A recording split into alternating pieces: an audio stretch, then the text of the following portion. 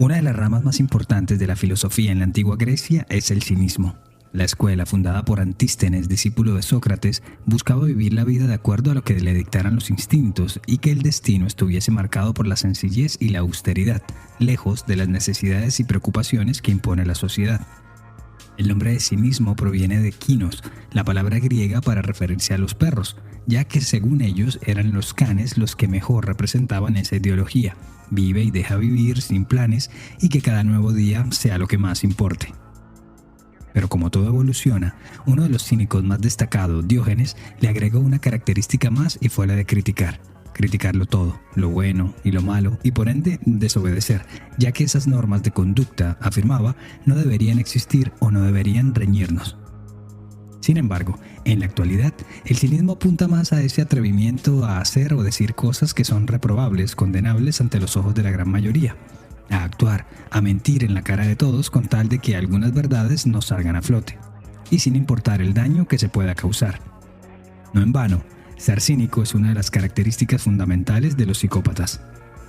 Yo soy Luis Badel y en este episodio de Crímenes Bizarros hablaremos del caso de Fernanda Maciel, la chica embarazada que fue enterrada viva, y el cinismo de un asesino que hasta lloró y consoló a los familiares de su víctima.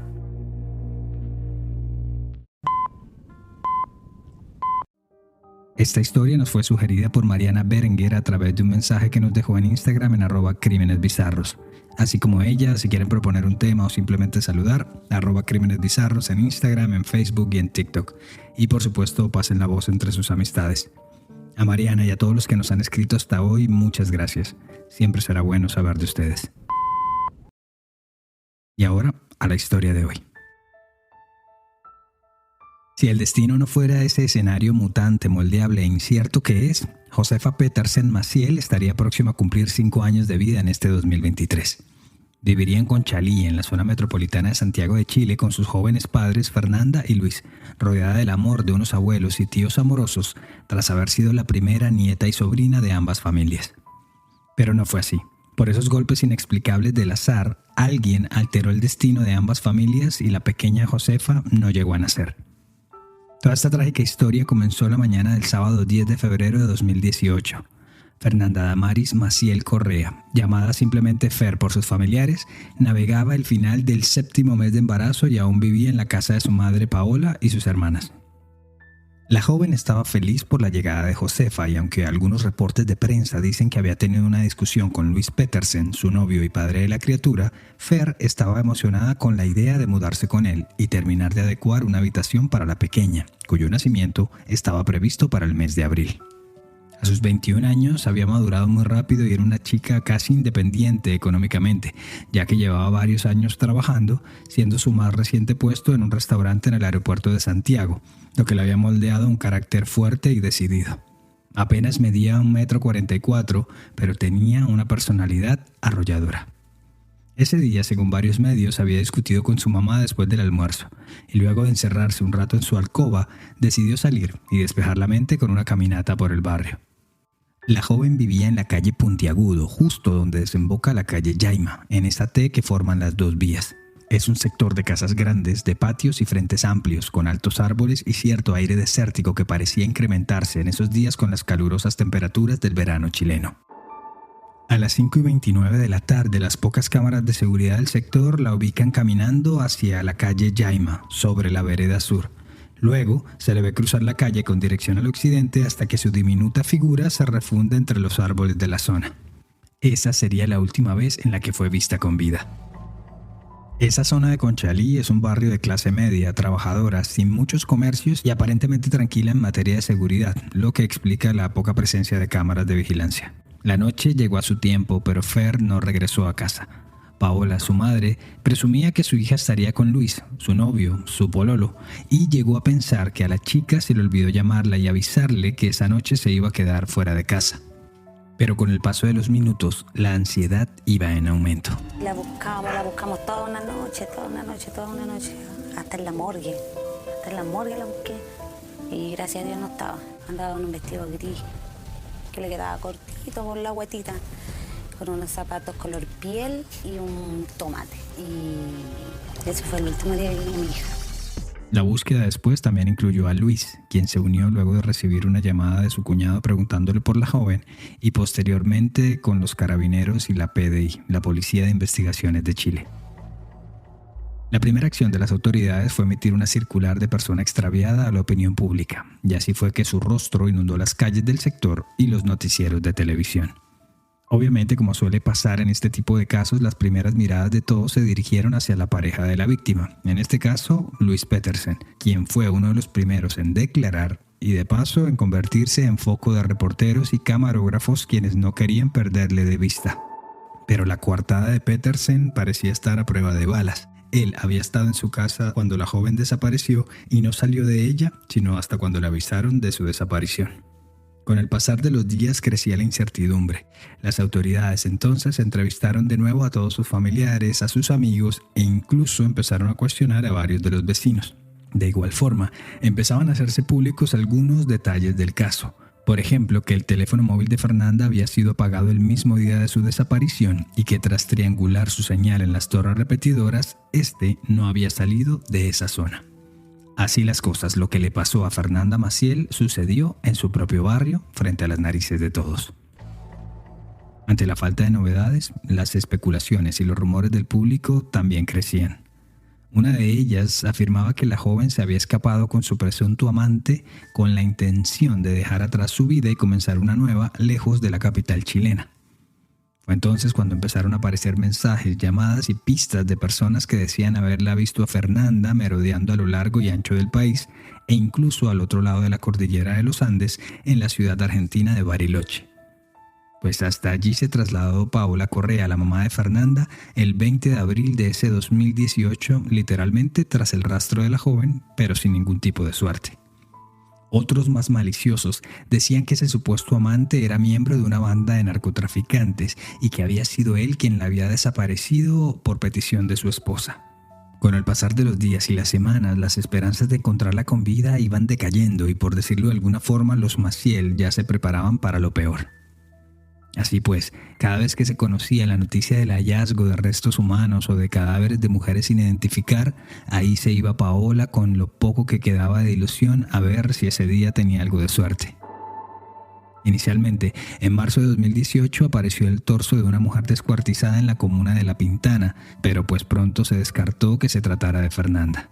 El 12 de junio, 2 meses después, buzos tácticos del Grupo de Operaciones Policiales Especiales de Carabineros se sumergieron en las oscuras aguas de la laguna Carén, en el sector de Pudahuel, a unos 20 kilómetros de Conchalí, como parte de las tareas de búsqueda. Un mes después, los operativos se trasladaron a la vecina localidad de Huechuraba con sabuesos rastreadores, también en busca de la joven. Es más, aún en marzo de 2019, cuando apareció un saco de huesos humanos en esa zona, se repitió la visita de los investigadores del caso de Fernanda Maciel. La investigación estaba estancada. No había cuerpo ni más pistas sobre el paradero de Fer, pero aún así seguía siendo el tema más importante para los chilenos. Y la televisión hacía lo suyo para garantizar que así fuera. Así fue que psíquicos, mediums y charlatanes aparecían en los magazines matutinos poniendo a prueba sus poderes y dando todo tipo de declaraciones. Que aún percibían sus latidos, que ya no los sentían, que algo les indicaba que Josefa ya había nacido, etcétera, etcétera, sumándole un horror innecesario al caso y convirtiéndolo todo en un circo. Uno de esos incidentes se dio en octubre de 2018 cuando un anónimo le envió a Paola Correa y a Luis Petersen la foto de una bebé, quien supuestamente sería Josefa, la hija de Fernanda, pero fue una versión que rápidamente fue descartada por falta de más pruebas. Pero si había algo que no cesaba, eran las sospechas sobre Luis Petersen. Con esa línea de investigación en mente, las autoridades consiguieron autorización judicial y rastrearon su casa, rompieron losas, pisos, revolcaron el patio en busca de la joven, a la vez que perros rastreadores de carabineros eran frecuentes por las calles de Yaima y Puntiagudo. Que se espere que supuestamente Fernanda estuviera aquí. Ese es el procedimiento, que pudieran, que yo la haya enterrado, no sé, pues supuestamente ahí en un dormitorio, en el patio y todo eso. Así le habló Petersen a los periodistas. Para la misma época en la que se dieron las pesquisas en la casa de los Petersen, la PDI, la Policía de Investigaciones, dio a conocer las 8 hipótesis en las que trabajaba en el caso. Abandono voluntario, secuestro, muerte natural, muerte accidental, suicidio y participación de terceros, en forma de un crimen ligado al narcotráfico y otra en forma de crimen pasional.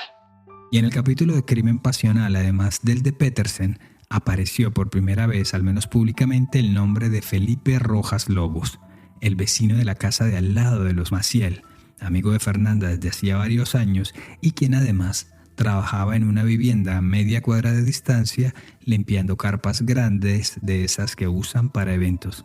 Dicho inmueble era llamado por todos La Bodega. Así pues, tanto la casa de Rojas en la que vivía con sus padres y sus hermanos como la bodega fueron registradas por las autoridades. Es más, en la famosa bodega hubo no menos de 5 excavaciones de parte de las autoridades, pero todas ellas infructuosas. Pero si manejaban el nombre de Rojas era por algo. En medio de la revisión de las cámaras de seguridad del sector, se le vio caminando por el barrio y montando bicicleta más o menos al mismo tiempo de los registros que se tenían de Fernanda. Y el equipo legal de la familia Maciel tenía acceso a esos videos y no paraban de ejercer presión. Estos son los detalles de sus movimientos ese mismo día. A las 5:17 de la tarde se le ve a Rojas montando bicicleta en la acera norte de la calle Yaima. Tiene una camiseta negra y una pantaloneta larga hasta las rodillas como esas de basquetbolista.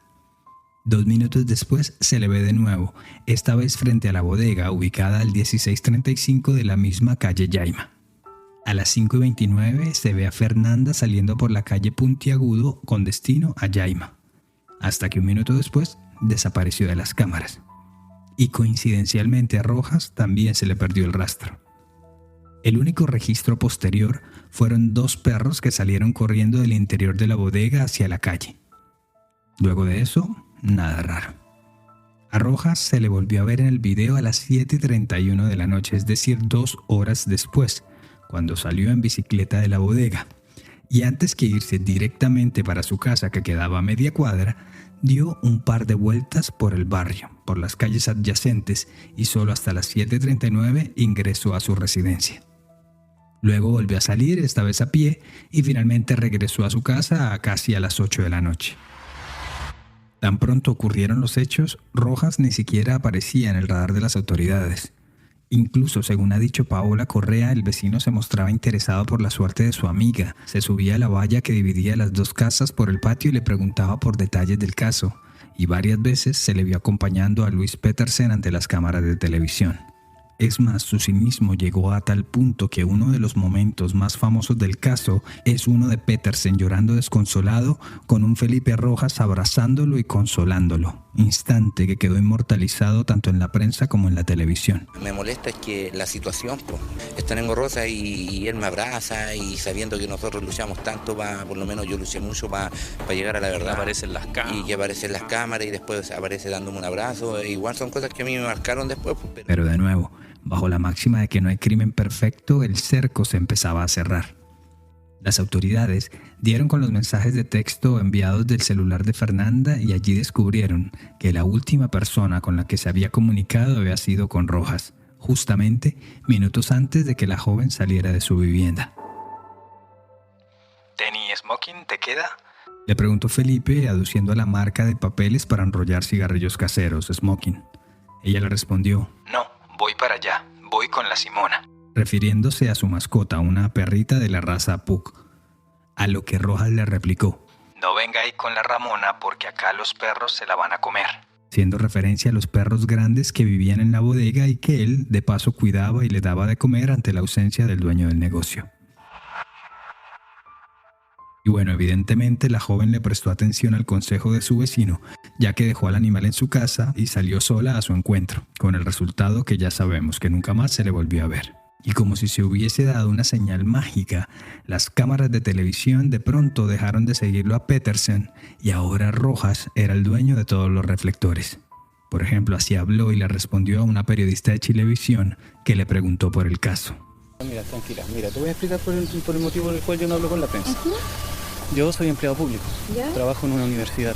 Si llega a saber, mi jefe mayor, que yo estoy como en un caso así, me puedo perder mi trabajo. Y esa misma jornada, ya hastiado de tantas preguntas, les pidió a los periodistas: Yo les pido que respeten mi privacidad, por favor. Esto no es algo fácil para todos nosotros y por favor yo les pido que respeten mi espacio. Cosa esto para mí, para todos es una tragedia, no es un circo.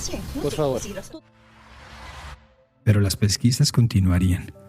¿Recuerdan que durante 2 horas no se le vio a Rojas más en los videos de seguridad de la zona?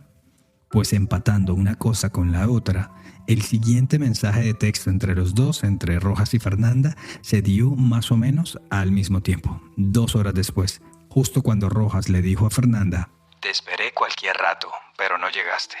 Yo ando cleteando. Como se le dice popularmente a montar bicicleta en Chile. Mientras avanzaba la investigación en la residencia de los Maciel, el dolor y la desazón iban en aumento. Así le dijo Paola Correa al reconocido periodista Carlos Pinto para el programa Contigo en la Mañana. Bueno, yo hay noches que me levanto tipo 2, 3 de la mañana y salgo y me paro en la reja a mirar hacia allá y más, con la ilusión de verla caminar hacia mi casa. O me quedo muy tarde dormida pensando en que ella me va a llamar para que yo le abra la puerta. Me encantaría que pasara, te juro que me encantaría. Ya con tantas causalidades y detalles apuntando hacia Rojas, las autoridades se enfocaron en encontrar la prueba clave que empezara a desenredar el caso. A ver, para muchos ese último mensaje en el que dejaba claro o daba a entender que la chica nunca llegó a su domicilio, sumado a la explicación no pedida de que se había ido a montar bicicleta y paseando justo enfrente de las pocas cámaras de seguridad del sector, no fue más que un intento suyo de construir una coartada comprobable. Y si a eso le sumamos que ya los investigadores y hasta los topos, el grupo de rescatistas voluntarios chilenos, habían inspeccionado la bodega sin éxito, ya que nunca hubo un rastro o prueba o acaso una fragancia perseguida por los perros que haya indicado que Fernanda estuvo en el lugar, pues Rojas tenía bastantes elementos para sentirse un poco seguro. Pero como el crimen perfecto no existe, en este caso de Fernanda Maciel, un detalle mínimo habría de convertirse en el detonante. Con la mira puesta en Rojas, los investigadores decidieron volver a revisar las cámaras de seguridad, pero esta vez enfocándose en los días posteriores a la desaparición de Fernanda. Y es allí donde lo encontraron de nuevo, en su bicicleta, paseándose por el barrio. Pero a diferencia de los otros registros, en estas nuevas grabaciones daba la sensación que Rojas miraba directamente hacia las cámaras, como intentando adivinar o calcular qué tanto entraba y qué no en la imagen. Pero no fue solo eso, en varios puntos se le puede ver yendo y viniendo desde la bodega hacia una ferretería cercana, trasladando lo que parece ser sacos de material sobre el manubrio de su bicicleta. Después se comprobaría que uno de esos sacos era de cemento y el otro de cal. Si bien es cierto que su trabajo era lavar las carpas y cuidar a los perros en ese inmueble, cuando alguien le preguntó que para qué eran esos materiales de construcción, él dijo que era para resanar unos huecos, una pared que había en el patio. Ya con esa información, con ese hallazgo, fue que el 24 de junio de 2019 se acercó al 1635 de la Casa Yaima personal de la sección de encargo de personas desaparecidas de Carabineros para realizar un operativo relámpago. Pero esa vez, en vez de fijarse en la parte de tierra y arena que había en el patio, se enfocaron en las partes cubiertas de concreto, de cemento, y pasó lo que tenía que pasar. Lo que la familia venía señalando desde hace meses. Los restos fueron encontrados en un extremo de la vivienda, en el patio posterior. Es un patio con una superficie amplia, la cual en el interior mantiene bastantes cantidades de metros de lona. Dijo el teniente coronel Alex Chaván, jefe de departamento de los Carabineros, en conferencia de prensa. Obviamente, tanto ruido a la casa de al lado hizo que los Maciel salieran a la calle y se encontraran con todo el operativo. La fiscal asignada al caso, Macarena Cañas, confirmó la triste noticia. La fiscalía tiene certeza de que es el cuerpo de Fernanda Maciel porque ella presentaba tatuajes en su cuerpo, tatuajes que han sido reconocidos de forma muy triste, naturalmente, por parte de su familia. La funcionaria judicial también dijo que el cuerpo había sido encontrado a los pies de una pared del patio, en un foso cavado con unos 70 centímetros de profundidad, no muy grande, en el que Rojas acostó de lado y en posición fetal el cuerpo pequeño de Fernanda Maciel. Ya la suerte estaba echada y esa misma madrugada, 500 noches después de la desaparición de Fernanda Maciel, Felipe Rojas Lobos, de 26 años, fue detenido por las autoridades. Además de la noticia, la Fiscalía también compartió entonces un video inédito, otra cámara de seguridad, que muestra que Fernanda sí entró a la bodega y nunca más volvió a salir. Esta fue la reacción de Valentina Maciel, la hermana mayor de Fernanda, ante la detención de Rojas. Felipe Rojas violó a mi hermana, la amarró, la enterró viva, porque eso es lo que hizo, la enterró viva. Lo único que pido ahora es justicia, que en este país de una vez por todas se haga justicia, que las mujeres dejemos de ser víctimas de violación, de maltrato. Y acá lo que dijo Paola Correa al recordar la interacción que tuvo con Rojas el mismo día en que desapareció Fernanda. Él se subió a la pandereta y me preguntó por la Fernanda. Y me pregunta por la Fernanda y yo le digo, no, salió, no sé dónde fue, después de haberle hecho todo lo que le hizo. Ante tal cantidad de pruebas, no hubo mucho más que Rojas pudiera hacer por su defensa. Eso sí, faltaba conocer su versión, la reconstrucción de los hechos, además de lo que pudiera arrojar la autopsia de Fernanda. Acá hay que agregar que tanto a Rojas como a su exnovia, una mujer cuya identidad nunca fue revelada, fueron entrevistados en el curso de la investigación al menos en 5 oportunidades, y las versiones de ambos parecían estar alineadas ya que nunca ocasionaron una acción judicial. Sin embargo, tras el hallazgo, la expareja del detenido simplemente no pudo más y contó la increíble versión de lo que Rojas le dijo que había pasado esa noche. Se puso a llorar. Ayer me dijo que Fernanda se había resbalado, se había pegado en la punta, no sé si en una silla o en una mesa. Luego empezó a convulsionar y cuando trató de levantarla se orinó y se fue. Me dijo que estaba muy volado y que había tomado muy malas decisiones, dijo la mujer. Y si se preguntan por qué estaba volado o a qué se refería, bueno, supuestamente esa noche se iba a encontrar con Fernanda para fumar marihuana y fue por eso que le había mandado el famoso mensaje de Tenny Smoking. Y después afirmó que fumaron tanto que ahí fue cuando ella perdió su estabilidad, se cayó de espaldas y él, en medio de su traba, de su viaje psicodélico, se asustó y tomó malas decisiones, tales como envolverla en las lonas y telas que lavaba, cavar un hoyo de 70 centímetros de profundidad y luego depositarla allí. Pero si su reacción y sus malas decisiones fueron por cuenta del efecto de la marihuana, ¿cómo podría explicar que al día siguiente fue a la ferretería, compró un cemento, lo preparó y luego procedió a sellar el agujero cavado la noche anterior, haciéndolo quedar de tal forma que despistó a todo el mundo? Así que antes que decisiones tomadas bajo el influjo de las drogas, parecía más bien un listado de cosas pensadas y premeditadas.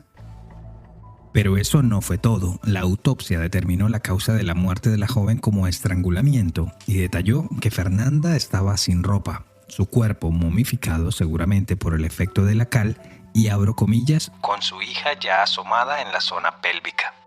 Además de tener las manos y las piernas amarradas por la espalda. En una audiencia llevada a cabo en el Juzgado Segundo de Garantías de Santiago, se le formularon a Rojas los delitos de homicidio calificado, inhumación ilegal y aborto. La forense presente en la diligencia, Vivian Bustos, dijo, para el horror de los presentes, que seguramente Fer sufrió una muerte violenta de tipo homicida. En una de esas diligencias, Luis Petersen, el novio de Fernanda y padre de Josefa, no se pudo contener al ver en el estrado a Felipe Rojas.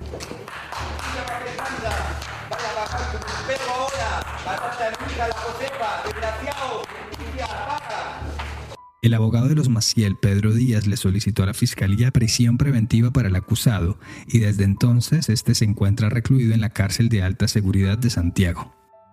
Pero aún faltaban unos detalles que harían aún más agudo y penoso el dolor para la familia Maciel y para el mismo Luis Petersen. Y fue una diligencia común en la justicia chilena, que es la reconstitución de escena, que como su nombre lo indica es un repaso in situ de lo ocurrido. Esta se dio en febrero de 2020 y duró 3 horas. En ella estuvieran presentes el abogado de los Maciel, la defensa de oficio de Rojas y la fiscalía. Él comenzó relatando cómo ambos quedaron de acuerdo para juntarse en la bodega. Luego dijo que se sentaron, conversaron y fumaron un pito de marihuana. Dijo un reportaje del 20 de diciembre del diario La Tercera, basado en las notas de la diligencia del abogado Díaz. El artículo agrega que cuando terminaron de fumar, y Maciel se quiso ir, él la agarró del cuello provocando su desmayo. Y tras eso, Rojas dijo que la arrastró hacia el interior de la bodega. Luego llegaría la acción propia de un monstruo. Confesó que la acostó entre sacos, le subió el vestido y le desgarró la ropa interior para luego proceder a violarla. Mientras lo hacía, Rojas dijo que Fernanda estaba inconsciente. Minutos después, la arrojó a la fosa. Efectivamente se declaró, no es que se haya declarado culpable, sino que hizo un relato de los hechos, por lo tanto hizo una confesión. Tenemos antecedentes que las amarras que se generan fueron antes que estando viva, por lo tanto amarra de sujeción, y en definitiva la enterró viva. No obstante, ante una casi confesión y todas las pruebas apuntando en su contra, aún no se ha podido dictar una sentencia, casi 5 años después. El juicio no ha podido fluir, y todo porque siempre pasa algo. Siempre hay una solicitud de la defensa de aplazamiento o hay un cambio del abogado defensor que hace que el proceso se siga dilatando a favor de Rojas. Y aunque en menor proporción, la tragedia de Maciel también tocó a la familia de su atacante. Sus padres y hermanos tuvieron que irse del barrio porque los vecinos de Conchalí les lanzaban piedras a la casa y con cada nuevo hallazgo o noticia llegaban en combo a romperle las ventanas y a golpear con furia la reja de metal. Por lo menos hasta enero de 2023 el caso seguía sin una condena fijada, pero con Rojas tras las rejas. Su defensa trató infructuosamente de solicitar prisión domiciliaria, pero la justicia desestimó el pedido. Seguramente por la naturaleza de los delitos, lo más seguro es que Rojas nunca vuelva a ser un hombre libre. Pero la que sí fue condenada en vida fue Paola Correa. El dolor que yo siento es igual a cuando ella desapareció el primer día. Que si tuviera la oportunidad de volver a ver a mi hija,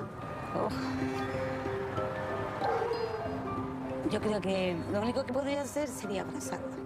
Porque como ya hemos visto en otros casos, ese dolor de madre puede llegar a ser tan eterno y tan profundo como el mismo amor que las unió y las unirá por siempre.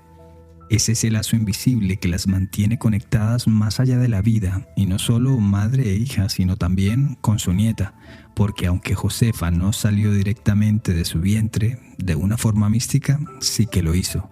Sin Paola no hubiese sido posible Fernanda o Josefa. Ese era su destino. Ella debería estar contenta criando a su bebé y nosotros disfrutando de ellas dos. Pero él cambió el destino y él tiene que pagar por lo que hizo.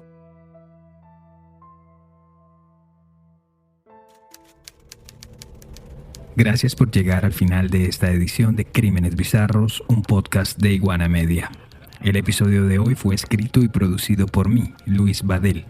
Y ya saben, si quieren proponer un tema o simplemente saludar, lo pueden hacer en @crímenesbizarros en Instagram, Facebook y TikTok.